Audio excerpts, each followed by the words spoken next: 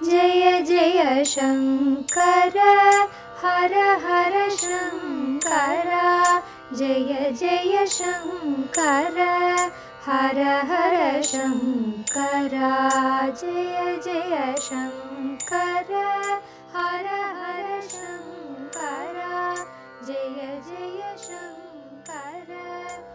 மங்கள ஆரத்தி. தெய்வத்தின் குரல் 5ஆம் பாகம். அஞ்சனை செல்வன் அஜாட்யம் அருளட்டும் தொடர்கிறது. ஆஞ்சநேய சுவாமியின் அஜாட்யம், அவருக்கு வந்த விக்னம், இந்த 2 மாதிரியுமே எங்கேயும் பார்க்க முடியாது. அத்தனை விக்னத்தையும் தவிடுபொடியாக்கிய அஜாட்யம் அவருடையது. அவதாரம் பண்ணினவுடனேயே பரிவோடு பச்சை குழந்தை விற்றென்று ஒரே வேகமாக உதயசூரியனை சிவப்பு பழமென்று நினைத்து கொண்டு சூரிய மண்டலத்திற்கே தாவிவிட்டது. அப்பவே எதிர்ப்பும் வந்துவிட்டது. இந்திரன் வஜ்ராயுதத்தால் அடித்து தள்ளினான். தாடையே பிளந்து போயிற்று. ஹனு என்றால் தாடை. தாடை போன விசேஷத்தால் ஹனுமான் ஆனார். அதற்காக சளைத்து விடவில்லை. சூரியனிடமே போய் நவ வியாக்கரணங்களையும் கற்றுக்கொண்டார். உதயகிரியிலிருந்து அஸ்தகிரி வரை சளைக்காமல் களைக்காமல் சூரியனுக்கு எதிர்முகமாக சஞ்சாரம் பண்ணிக்கொண்டே கற்றுக்கொண்டார்.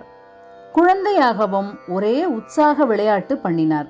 துருதுருவென்று ரிஷிகளின் ஆசிரமங்களுக்குள்ளே எல்லாம் புகுந்து ஒரே விஷமமாக பண்ணினார். அவர்கள் கோபித்து கொண்டு, உன் திவ்ய சக்தி உனக்கே மறந்து போய் ராமாவதார காலத்தில் அவருக்கு காரியம் பண்ணும்படி ஏற்படும் போதுதான் ஞாபகம் வரும் என்று சபித்து விட்டார்கள். அதற்காகவும் அவர் ஒன்றும் மூஞ்சியை தொங்க போட்டு கொண்டு விடவில்லை. ஒரு வானரம் எத்தனை தொண்டு பண்ண முடியுமோ அத்தனையையும் சுக்ரீவனுக்கு பண்ணி கொண்டிருந்தார். அங்கேயும் எதிர்ப்பு வந்தது. மகாவீரனான வாலி சுக்ரீவனிடம் சண்டைக்கு வந்தான். அப்போதும் அவர் தளரவில்லை. ஒரு சாபம் காரணமாக வாலி வர முடியாத ஒரு இடத்துக்கு சுக்ரீவனை அழைத்து கொண்டு போய் ரட்சித்து வைத்து கொண்டு தொண்டு செய்து வந்தார். அப்புறம் சாக்ஷாத் ராமச்சந்திரமூர்த்தி வந்த பிறகு அவருக்கு திவ்ய சக்தியும் திரும்ப வந்தது. அசாத்தியமான காரியமெல்லாம் பண்ணினார். சமுத்திரத்தையே தாண்டுவது, மலையையே பறித்து எடுத்து கொண்டு வருவது, மகாபலிஷ்டரான ராட்சசர்களை ஹதாஹதம் பண்ணுவது என்றிப்படி. சமுத்திரம் தாண்டி போகும்போதுதான் எத்தனை விக்னம்! சுரசை, சிம்ஹிகை, லங்கினி என்று குறுக்கே எத்தனை ராட்சசிகள்! சுரசை இவரை முழுங்க பெரிசாக வாயை திறந்தால் இவர் கொசு மாத்திரமாகி வாய்க்குள் புகுந்து காதால் வெளியே வந்து விடுகிறார். அவளை அவர் சண்டை போட்டு வதைக்க முடியும். ஆனாலும் அத்தனை நாழி சுவாமி காரியம் டிலே ஆகலாமா என்று காரியத்தில் அத்தனை கண்ணாக, அதுவும் அஜாட்யந்தான், இப்படி தந்திரமாக பண்ணிவிட்டார். அதற்கு எவ்வளவோ பிரசன்ஸ் ஆஃப் மைண்ட் வேண்டும். அறிவு பளிச்சென்று விழிப்பு நிலையில் இருக்கும் அஜாட்யம். காரியத்திலேயே கண் என்பதால் களைப்பு, சலிப்பு, ஜாட்யம் கொஞ்சம் கூட தெரியாதவர். சமுத்திர மத்தியிலிருந்து மைனாகமலை எழுந்து ஆகாச மார்க்கமாக வந்து கொண்டிருக்கும் அவரிடம் கொஞ்சம் எங்கிட்டே தங்கி ரெஸ்ட் எடுத்து கொண்டு விட்டு அப்புறம் போங்கோ என்றது. அவரோ, முதலில் காரியம் முடியட்டும், திரும்பி வரும்போது வேணுமானால் பார்த்துக்கலாம் என்று அதற்கு ஒரு ஷொட்டு கொடுத்து விட்டு மேலே போய்விட்டார். ராமசரம் மாதிரியே வைத்த குறி தப்பாமல். அப்புறம் எத்தனை ராட்சசர்கள் அவரை என்ன பாடுபடுத்தினார்கள்! வாலிலேயே நெருப்பை வைத்து ஹிம்சித்தும் கூட கொஞ்சமாவது மனசு தளர்ந்தாரா? எடுத்த காரியத்தை விட்டாரா? இப்படியே கதை முழுக்க எதிர்ப்புக்கு மேலே எதிர்ப்பு.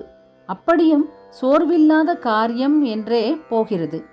ரொம்ப உசத்தி என்னவென்றால், இத்தனை காரியம், இத்தனை புத்தி, பலம், தைரியம், அஜாட்யம் ஆகியவற்றில் ஒரு சின்ன துளியாவது ஸ்வர்த்தமாக, அதாவது அவருடைய சொந்த நலனுக்காக பிரயோஜனம் பண்ணி கொண்டாரா? சொந்த வாழ்க்கை என்றே ஒன்று இல்லாதவர். செல்ஃப்லெஸ் சர்வீஸ், செல்ஃப்லெஸ் சர்வீஸ் என்று அடிக்கடி கேள்விப்படுகிறோமே, வாஸ்தவத்தில் அதற்கு உருவமாயிருந்தவர் ஆஞ்சநேய சுவாமி. பெண்டாட்டியா, பிள்ளையா, குட்டியா, என்ன இருந்தது அவருக்கு? முதலில் கொஞ்ச நாள் சுக்ரீவனுக்கு, அப்புறம் ஸ்ரீராமச்சந்திரமூர்த்திக்கு என்றே தன் வாழ்க்கையை அர்ப்பணம் பண்ணினார். அந்த ஸ்வயநலமின்மை, பக்தி, பணிவு ஆகியவற்றோடு சேர்ந்ததாலேயே அவருடைய புத்தி, பலம் இத்தியாதி எல்லாம் அப்படி பூர்ணமாக சோபித்தது. புத்திர் பலம் யஷஸ் என்று மூன்றாவதாக வருகிறது. அந்த யஷஸ் அதாவது புகழ் ஸ்வயநலமில்லாத பக்தி பணி என்பதாலேயே ஏற்பட்டது. யஷஸ் போக பாக்கி எல்லாம் புத்தி, பலம், தைரியம், நிர்பயத்துவம், ஆரோக்கியம், அஜாட்யம் கூடத்தான். அப்புறம் வரும் வாக்பட்டுத்துவம் ஆகிய எல்லாமும் ராவணன், ஹிட்லர் போன்றவர்களுக்கு கூடத்தான் இருந்தது. ஆனால் அவர்களுக்கு யஷஸ் உண்டா? பெயரை கேட்டாலே திட்டத்தானே செய்கிறோம். ஆகையால் என்ன தெரிகிறதென்றால், புத்தி, பலம் ஆகியவற்றால் ஒருத்தருக்கு யஷஸும் வரவேண்டுமானால் அவர் அவை எல்லாவற்றையும் பரநலனாக பிரயோஜனப்படுத்தினால்தான் முடியும். அவரையும் நினைத்து நம்மையும் நினைத்தால் சட்டென்று மிகுந்த கருணையுடன் ஒருத்தரும் வருத்தமே பட வேண்டாம். தூங்கு மூஞ்சி, அது இதுன்னு பெரியவா கோபமா திட்டுறாளே என்று யாரும் துக்கப்பட வேண்டாம். கோபமே இல்லை. ஆஞ்சநேயரை பற்றி சொல்லும்போது கோபமே வரப்படாது. அவர் கோபமே இல்லாதவர். ராமர் அவருக்கு ஞானோபதேசம் பண்ணினார் என்று இருக்கிறது. சீதையும் அவருக்கு உபதேசம் பண்ணியிருக்கிறாள். ராமர் ஞானம் உபதேசித்தார். சீதை என்ன உபதேசித்தாள்? சீதை என்றால் யார்? சாக்ஷாத் தாயார். அதனால் பிரேமையை உபதேசித்தாள். ராவண வதமானதும் சீதையிடம் சந்தோஷ சமாச்சாரம் தெரிவிப்பதற்காக ஆஞ்சநேயர் அசோகவனத்துக்கு குதித்து கொண்டு வந்தார். ராட்சசிகளை பார்த்ததும் இத்தனை நாளாக தாயாரை என்ன பாடுபடுத்தி கொண்டிருந்தார்கள், இன்றைக்கு தொலைத்து விடலாம் அத்தனை பேரையும் என்று புறப்பட்டார். அப்போது சீதை அந்த ராட்சசிகளுக்கும் தாயாராக உபதேசம் பண்ணினாள். அப்பா, உசந்தவர்களின் லட்சணம் கருணைதான். லோகத்திலே தப்பு பண்ணாதவர்கள் யார்? இவர்களை தொடாதே. இவர்கள் என்ன பண்ணுவார்கள்? ராஜ சேவகிகள், ராஜாக்கள் ஆக்ஞைப்படிதானே பண்ணணும். அதனால் ராவணன் சொற்படி ஹிம்சித்தார்கள். இப்போது விபீஷணன் ராஜாவானால் அவன் சொற்படி நமஸ்காரம் பண்ணுவார்கள் என்றாள். அன்றிலிருந்து ஆஞ்சநேய சுவாமி ஒரே கருணையாக, அன்பாக ஆகிவிட்டார். அதற்காக தப்பு நடந்தால் சும்மா இருப்பார் என்று அர்த்தமில்லை.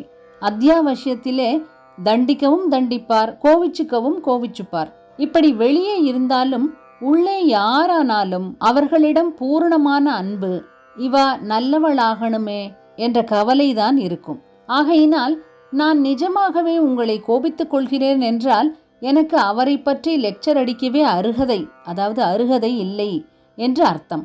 இப்படி சொன்னால்தான் தூண்டிவிடும் என்பதற்காகவே ஷாக் ட்ரீட்மெண்ட் என்கிற மாதிரி கொஞ்சம் புஸ் புஸ் என்கிறது. கோபமே இல்லை. எங்கேயும் யாருக்கும் கோபம் வேண்டாம். சாந்தி, அன்புதான் சமஸ்த பிராணிகளிடமும் இருக்கணும். அதுதான் அவருக்கு பிடிக்கும். ஆனால் அப்படி சொல்லிக்கொண்டு நல்லதெல்லாம் அழிந்து போவதை பார்த்து கொண்டு சும்மா உட்கார்ந்திருந்தால் அவர் சரி என்று சொல்ல மாட்டார்.